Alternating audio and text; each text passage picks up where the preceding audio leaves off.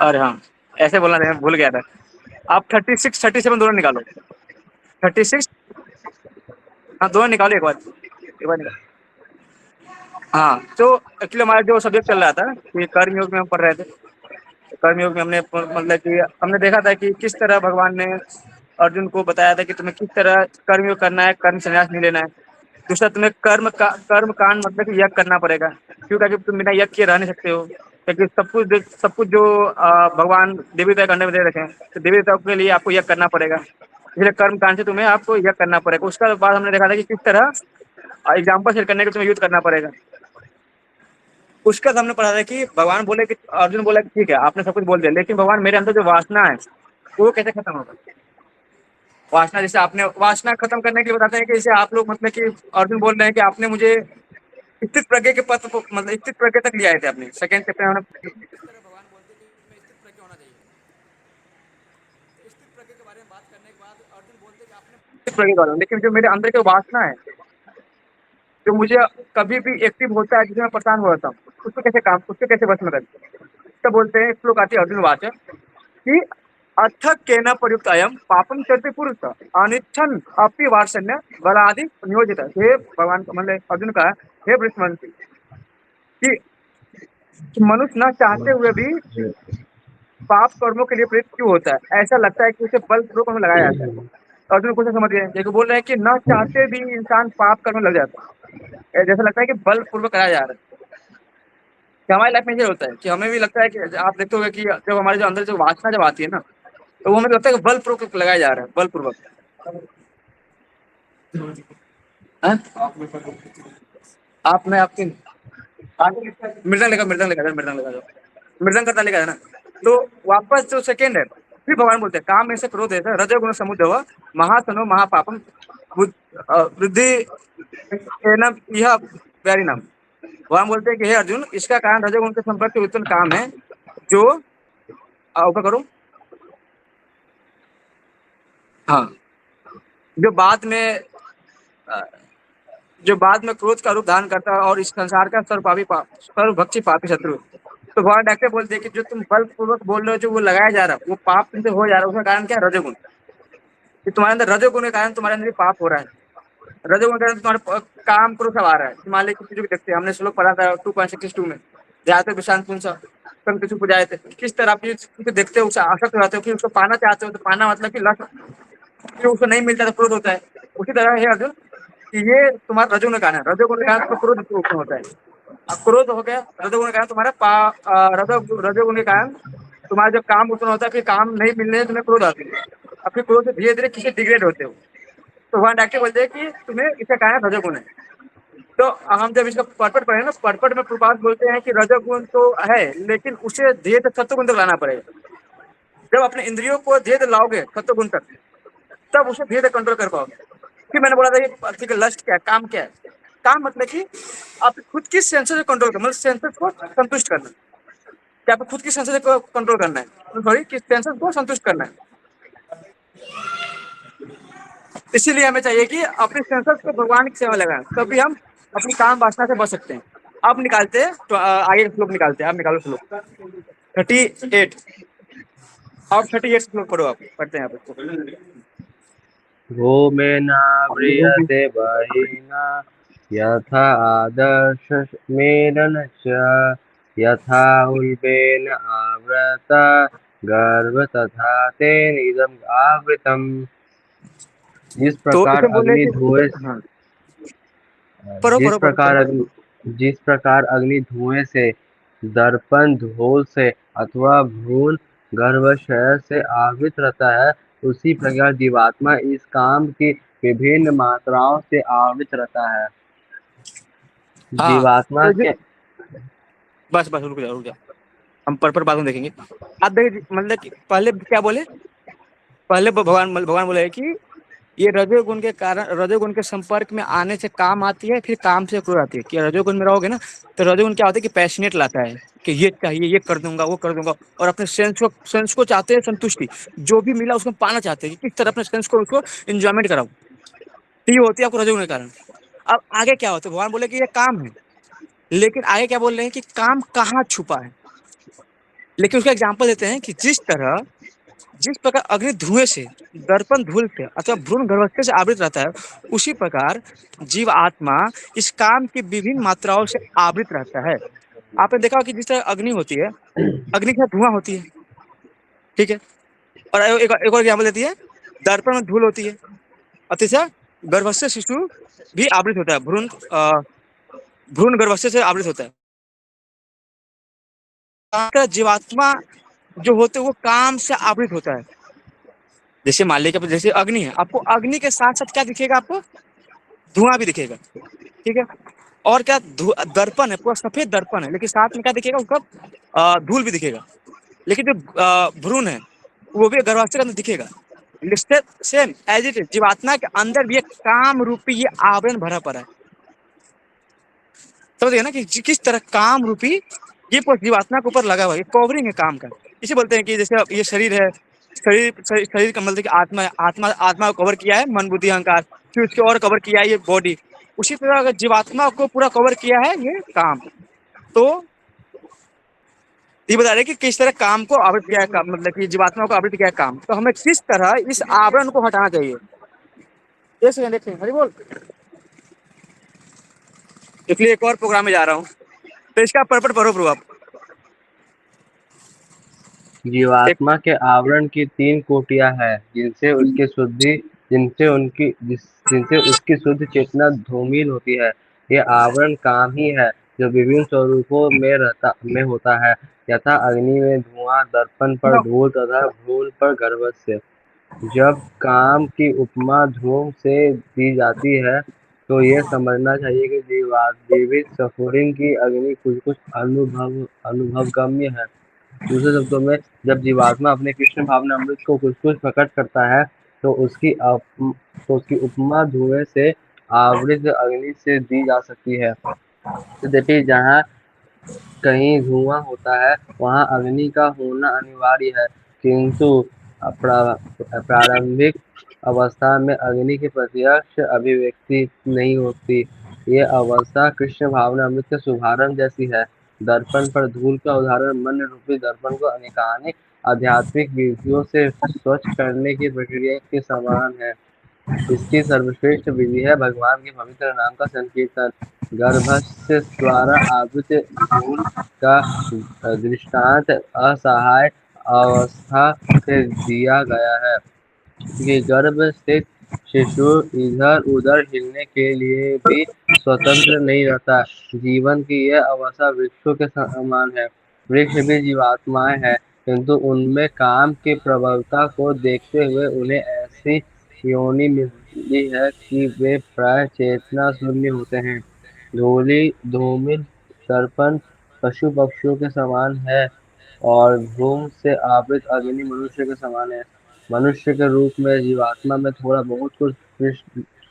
बहुत कृष्ण भावना अमृत का उदय होता है, और यदि वह और प्रगति करता है तो आध्यात्मिक जीवन की अग्नि मनुष्य जीवन में प्रज्वलित हो सकती है। यदि अग्नि की यदि अग्नि के धुएं को ठीक से नियंत्रित किया जाए तो अग्नि जल सकती है। अतः ये मनुष्य जीवन अतएव ये मनुष्य जीवन जीवात्मा के लिए ऐसी सुअवसर है जिससे वो संसार के बंधन से छूट सकता है। मनुष्य जीवन में काम रूपी शत्रु को योग्य निर्देशन में कृष्ण भावना अमृत के अनुशीलन द्वारा जीता जा सकता है। श्लोक नंबर 39। आवृतम ज्ञानम एतेन ज्ञानिन एक सेकंड, नित्यवैरिणा। एक श्लोक नहीं पढ़ना है, श्लोक नहीं पढ़ना। आपने जो इसका प्रपात का पर्पल पढ़ा था, पर्पल को समझ में आया आपको आर्यन टू? हाँ प्रभु जी, कुछ कुछ समझ आया। तो इसमें बताते हैं कि जैसे आपका सबका अलग अलग एग्जाम्पल दिया है कि अगर दर्पण पर अगर धूल है तो उसको भी साफ किया जा सकता है अलग अलग। तो हमारे मन रूपी दर्पण पर भी बहुत सारे कवरिंग लगा है काम रूपी, तो इसको भी हमें साफ करना है। तो उसमें प्रपात बोलते हैं कि हरि नाम संकीर्तन, भगवान के नाम से आपको जो दर्पण में जो धूल है उसको साफ किया जाएगा। मैंने एक एग्जाम्पल देता हूँ कि जैसे मान लीजिए कि हमारी हृदय बहुत गंदा है, तो जैसे लोगों को जैसे कपड़े साफ करना होता है, कपड़े में बहुत से गंदा लगा होता है, क्योंकि कपड़े को साफ करने के डिटर्जेंट का यूज करते हैं। लाओ डिटर्जेंट हम्म, लगो, रखो पानी में, कपड़ा डालो और मारो ब्रश से, तो इस तरह से गंदगी साफ हो जाएगा। उसी तरह हमारे मन रूपी हृदय में भी बहुत सारी ये गंदगी भरा पड़ा है। तो ऐसा नहीं है कि हम डिटर्जेंट पी जाएंगे तो हमारा मतलब कि हृदय साफ हो जाएगा। डिटर्जेंट के बदले में हमें क्या पीना है? भगवान का नाम। इससे ही नाम। हमारा हृदय क्लीन होगा। तो इसे बताते हैं। और इसमें भी आप देख सकते हो प्रभु की चेतना वायु भी उसके अंदर काम का वर्णन किया गया है कि जिस तरह बताया गया कि धुआं अग्नि में जिस तरह धुआं होती है, और आगे बताया गया किसे, दर्पण पर धूल और भ्रूण में गर्भस्थ है। ये तीन तरह का देखो आप। तो उसमें एग्जाम्पल देख सकते हैं कि जो अग्नि और धुएं के जो समान है ना प्रभु, वो एक मनुष्य के अंदर होती है। इसमें काम वासना का ज्यादा देख सकते हो कि 80% अगर काम है तो 20% उनके अंदर जो ये चेतना होती है कि वो मतलब कुछ बच सकता है वो। और आगे जैसे जाओगे, जैसे इसमें आ गया पक्षी, मतलब पेड़ पौधे में बताया गया, फिर पक्षी के बारे में बताया गया कि पक्षी के अंदर भी ये काम होती है, लेकिन उससे काम पे अलग होती है। फिर जो भ्रूण के अंदर होती है, भ्रूण के अंदर भी काम होती है, क्योंकि चेतना वाई कट के अलग अलग किया गया है। तो वही है कि हम काम को विजय नहीं पा सकते हैं, लेकिन हरि नाम संकीर्तन से पा सकते हैं। भगवान का नाम बता सकते हैं कि वो पा सकते हो। तो अभी हम क्या पढ़ रहे हैं कि क्या कहाँ कहाँ काम है ये काम। पहले हमने देखा कि मेन है काम। तो काम का आवरण बताया कि जीवात्मा काम से पूरा आवृत है। फिर आगे के श्लोक पढ़ते हैं कि उस श्लोक में क्या बताया कि काम कहाँ कहाँ वास करता है। फिर आगे श्लोक पढ़ो आप। आवृतं ज्ञानम् एतेन ज्ञानिनो नित्यवैरिणा कामरूपेण कौन्तेय दुष्पूरेण अनिल च। इस प्रकार ज्ञान में जीवन के शुद्ध चेतना उसके काम रूपी नित्य शत्रु से ढकी रहती है, जो कभी भी तुष्ट नहीं होता और अग्नि के समान जलता रहता है। मनुस्मृति में कहा गया है कि कितना भी विषय भोग क्यों न किया जाए, काम की तृप्ति नहीं होती। इस प्रकार की निरंतर ईंधन डालने से अग्नि कभी नहीं बुझती। भौतिक जगत में समस्त कार्यकलापों का केंद्र बिंदु मैथुन काम सुख है, और अतः इस जगत को मैथुन आगार या विषयी जीवन की हथकड़ियाँ कहा गया है। एक सामान्य बंदी गृह में अपराधियों को छड़ों के भीतर रखा जाता है। इसी प्रकार जो अपराधी भगवान के नियमों की अवज्ञा करते हैं, वे मैथुन जीवन द्वारा बंदी बनाए जाते हैं। इंद्र तृप्ति के आधार पर भौतिक सभ्यता की प्रगति का अर्थ है इस जगत में जीवात्मा की बंधन अवधि को बढ़ाना। अतः यह काम अज्ञान का प्रतीक है, जिसके द्वारा जीवात्मा को इस संसार में रखा जाता है। इंद्र तृप्ति का भोग करते समय हो सकता है कि कुछ प्रसन्नता की अनुभूति हो, किंतु ये प्रसन्नता की अनुभूति ही इंद्रिय भोक्ता का चरम शत्रु है। हाँ, तो देखिए कितना बड़ी बताया गया है कि प्रभु ये इतना बड़ी श्लोक है कि इस प्रकार ज्ञान में जीवात्मा की शुद्ध चेतना उसके काम रूपी नित्य शत्रु से ढकी होती है कि क्या, और जो कभी भी तुष्ट नहीं होता है और अग्नि के समान जलता है। इस प्रकार ज्ञान में जीवात्मा की शुद्ध चेतना। तो यहाँ बताए ज्ञान में तो जीवात्मा की शुद्ध नहीं, पहले ज्ञान में होते, लेकिन अज्ञान के कारण हमारी जो शुद्ध चेतना है वो किसे ढक गया है? काम से। और हम क्या चाहते हैं कि ये ऐसे शत्रु है, ये ऐसे शत्रु से ढकी है कि जो कभी भी तुष्ट नहीं होता है, जैसे अग्नि के समान जलता रहता है। जैसे प्रभात पटन बोलते हैं कि आप कितना भी अपने इंद्रियों को तुष्ट करो, कितना भी, तो वो संतुष्ट नहीं होगा। कितना भी करो वो संतुष्ट नहीं होगा। जिस प्रकार ईंधन, कि आप अग्नि में कितना भी आप घी डालो, तो अग्नि थोड़ी बोलेगा मेरा पेट भर गया मैं अब नहीं जलूंगा, प्लीज छोड़ दो आप। नहीं, अब अग्नि में कुछ भी डालो जल्द जला देगा। तो उसी तरह जो इंद्रिय तृप्ति है, जो हमारे सेंसेस है, वो कभी भी आप सोचे कि इसको मैं खूब खूब खिलाऊंगा पिलाऊंगा, इसकी जो भी इच्छा है सब दूंगा तो संतुष्ट हो जाएगा, तो ऐसा नहीं हो सकता है। मैंने एग्जाम्पल बताया ना कि वो वाली एग्जाम्पल, कि माया देवी के संसार में जो हमारी माया देवी के जो ये हमारे जो पांचों सेंसेस है, आप इसमें कितना भी कुछ डालो, इसमें तुम कितना भी दो, लेकिन ये संतुष्ट नहीं हो पाएगा।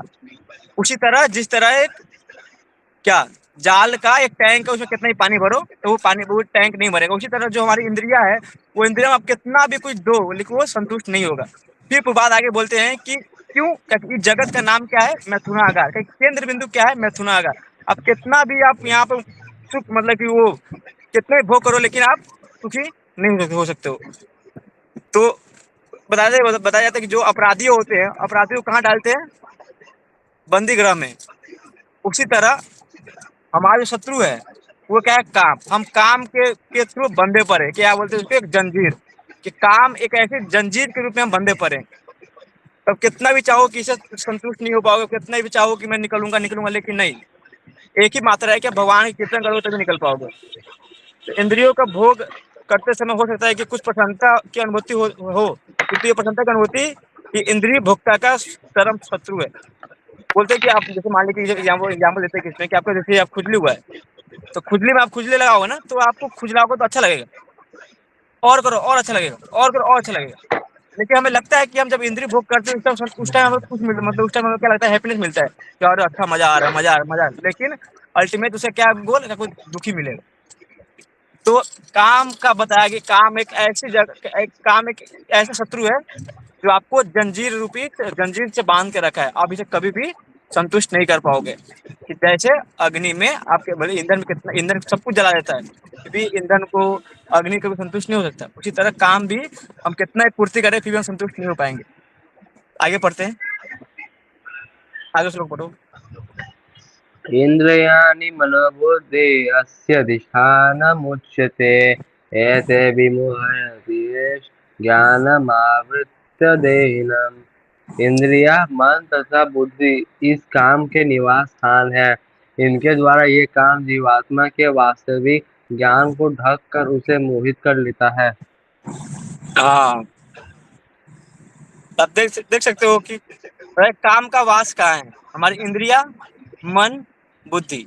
ये जो तीन चीजें हैं यहाँ पर हमारे वास करती है। काम इंद्रिया में कैसे काम वास करती है, क्योंकि इंद्रिया क्या करती है कि इंद्रिया सब कुछ शो कर देखता है। अब मान लो इंद्रिया बाहर जा रहा है, बाहर हर एक चीज दिखेगा, पांचों सेंसर से कुछ ना कुछ दिखेगा। फिर वो मन को फोर्स बोलेगा मुझे चाहिए, तो मन भी एक्टिव हो जाएगा, हाँ हाँ हाँ हाँ। फिर वो बुद्धि को बोलेगा। तो इस तरह से काम तीनों में फैला पड़ा है। अब फिर उसी के थ्रू आपको आत्मा भी एक शरीर से दूसरे शरीर में, किसी योनि में 84 लाख योनि में भटकते रहता है। तो आगे क्या है, तो इसके द्वारा यह काम जीवात्मा को वास्तविक ज्ञान को ढक देते हैं। क्योंकि जब हमारी इंद्रिया ही और मतलब ये इंद्रिया, मन, बुद्धि इस काम से ढका हुआ है, तो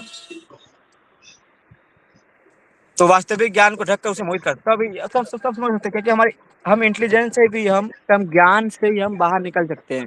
हमारी जितनी भी स्थिति है उसे हम ज्ञान के थ्रू निकल सकते हैं। लेकिन ज्ञान क्या है, हमारे जो ज्ञान कहाँ से मिलती है, आप में से आपके सेंसेस और मन और इंटेलिजेंस, अगर ये एक्टिव है ना प्रभु, अगर ये इसमें अगर ज्ञान है इसके पास, जैसे इंटेलिजेंस, हमारी बुद्धि अगर बहुत स्ट्रांग है, तो ये ऑटोमेटिकली अब निकल जाएगा। मतलब कि एक तरह से परम सत्य प्राप्त कर सकता है।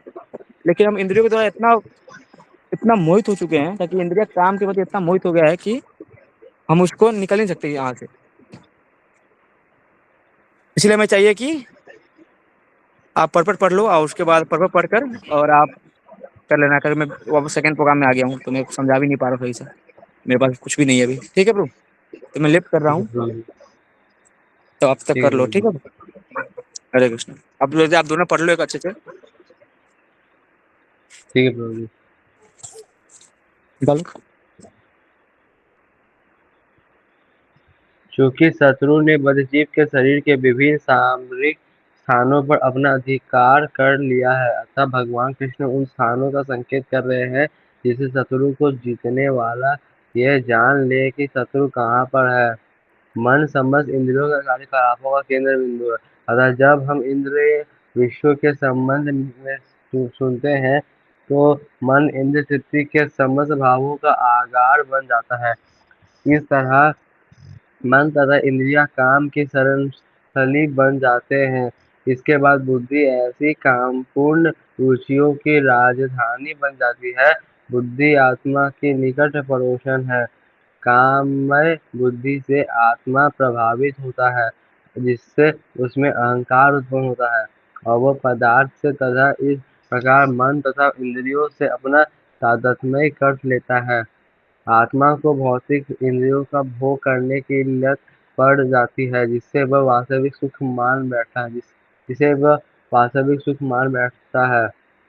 श्रीमद् भागवत में 10.84.13 आत्मा के इस मिथ्या स्वरूप की अत्युत्तम विवेचना की गई है। यस्यात्मबुद्धि क्रीडनपे त्रिधातु के स्वाधिकर्त्रादिषु भौम इज्यति यत्तीर्थबुद्धिसल्लीले न कहिर्जिय अजनिष्वभिगेषु स एव बौखर।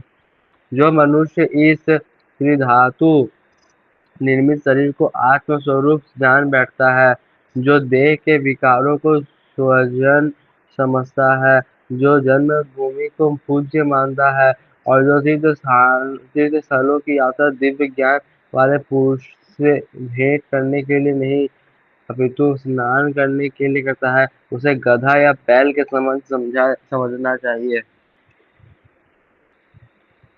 हरे कृष्ण प्रभु जी। तात्पर्य इसका हाँ लिखा हो गया। आप देवांशु है ना, देवांशु पढ़ लो, आप बता दो तो।